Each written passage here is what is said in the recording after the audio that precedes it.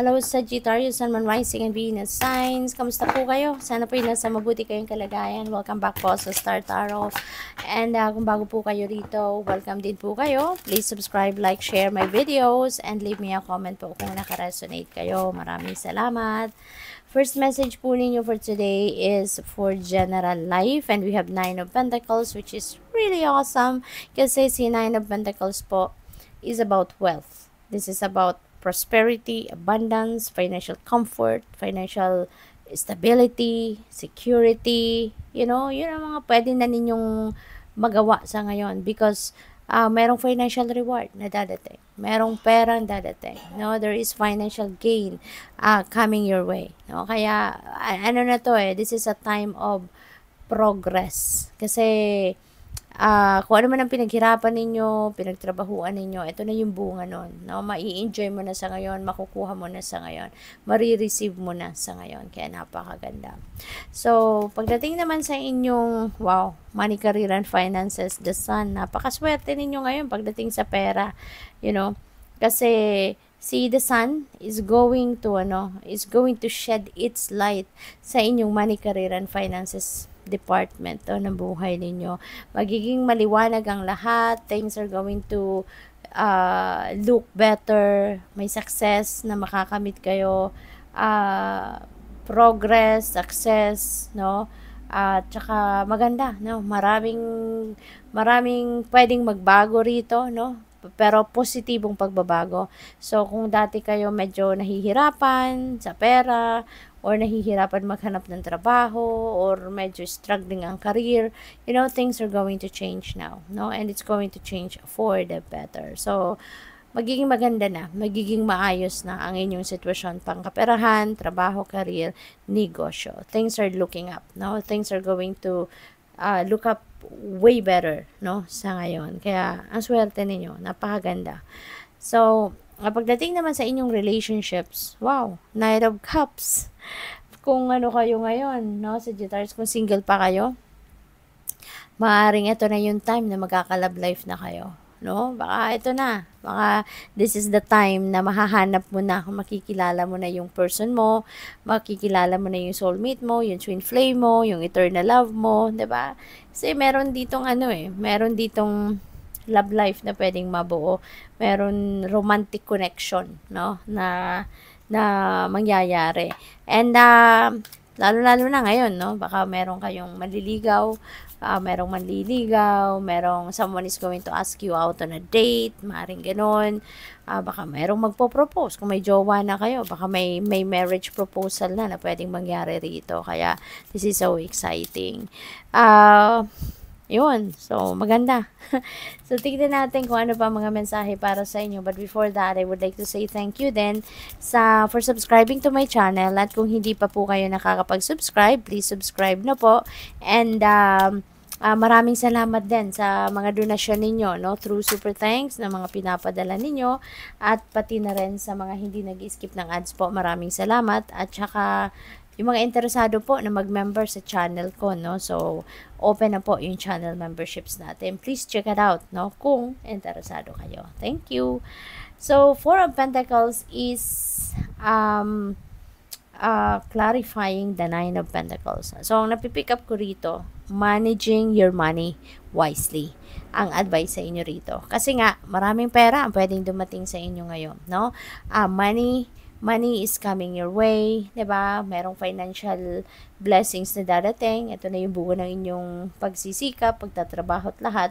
Kaya iniimbitahan kayo rito, no? Na financial discipline pairali ninyo, i-manage ninyo ng maayos yung resources ninyo, yung kaperahan ninyo para nang sa gayon mapangalagaan ninyo, mapunta sa tama, no? Mapunta sa dapat na kalagyan ng inyong pera because this is bunga ng inyong pagsisikap. 'Di ba? This is this is your blood and sweat na ginastos ninyo rito para makarating kayo sa ganitong sitwasyon, 'di ba? So, 'yun, paalala lang 'yan sa inyo na alagaan ninyo ang inyong pera. Okay? So, with the sun naman, we have Queen of Pentacles. So, sobrang swerte ninyo talaga sa pera, no? Sa ngayon. Kasi si Queen of Pentacles, this is also about wealth, no? This is about lucrative offers, baka merong mga various opportunities na dadating dito na pwedeng, alam mo yun, bagong trabaho, bagong income stream, merong bagong negosyo, baka merong career opportunity rin na dadating dito, na lahat ng yan ay maaaring maghahatid sa inyo ng abundance and prosperity. Maghahatid sa inyo sa mas magandang sitwasyon pangkaperahan, na mas lalo pang lalago, yung kalagayan ninyo pagdating sa pera. Kasi si Queen of Pentacles, very abundant and prosperous energy. Kaya talagang magiging yayamanin na kayo siguro, kung ma-manage ninyo ng maayos ang pera ninyo, 'di ba? Kasi 'yun, ang daming opportunity ninyo rito para magkaroon ng pera, para magkaroon or makaluwag-luwag talaga, pagdating sa inyong kaperahang aspeto. So pagdating naman sa relationship, we have Page of Pentacles. So feeling ko rito, someone here is really going to start a new love relationship. Meron ditong talaga magkaka-love life na. So, congrats. At saka, meron din dito na kung nasa relationship na kayo, aangat na, Magle-level up na kayo ng inyong relasyon.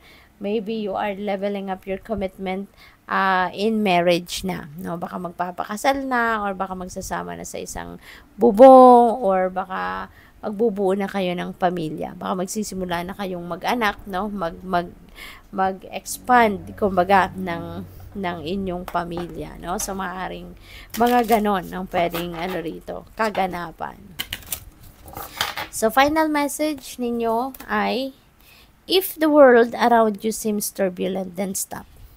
Oo, kasi kung sasalubungin mo yung gulo, sasalubungin mo head-on, 'di ba? Yung chaos, yung kaguluhan, yung hindi pagkakaintindihan, yung galit, 'di ba? Mas lalo lang mapapasama ang kalagayan ninyo. Mas lalo lang masisira ang relationship, mas lalo lang gugulo ang sitwasyon, So depende sa inyong sitwasyon nito. Kaya kung ano man, kung alam ninyong hindi, alam mo yun, yung hindi nasa tamang kondisyon ang lahat, at atras ka muna. Wag mong salubungin. Wag mong, kasi 'di ba nga pag may nag-aaway, 'di ba?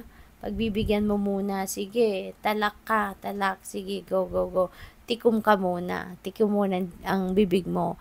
And magsimula kang magsalita din, nang gusto mo din sabihin, na gusto mo din i-express kapag okay na, 'di ba? Kapag mababa na yung tension, mababa na yung mga emosyon, 'di ba? Kasi kapag galit, sasalubungin mo pa, edi nang galit din, edi sasabog kayo, hindi ba? Kaya ganun din, kapag magulo ang sitwasyon, atras ka muna, kalma ka muna, Right timing is key for everything. Para na mas mabilis ang pag-patch up ng sitwasyon, mas mabilis yung pag-aayos, at hindi na tayo nakakasalita, nakakapagbitaw ng salita na hindi dapat, hindi na tayo lalong nakakadagdag ng sama ng loob, wala tayong pagsisihan, kasi 'di ba, sometimes nakakapagsalita tayo ng hindi mabuti, hindi maganda, tapos pagkatapos ng lahat, nagigilty din tayo. Pagkatapos ng lahat, nagsisisi tayo. Bakit natin nasabi ang mga yon, hindi ba? Kaya mas maiging doon tayo sa, muna, pagkakalma muna. Atras muna tayo. Okay? Nang kahit saglit lang, hintayin natin kumalma ang lahat. Diba? Para nasa safe side tayo lagi. Okay? So, good luck. Thank you for watching. Love and light. Namaste.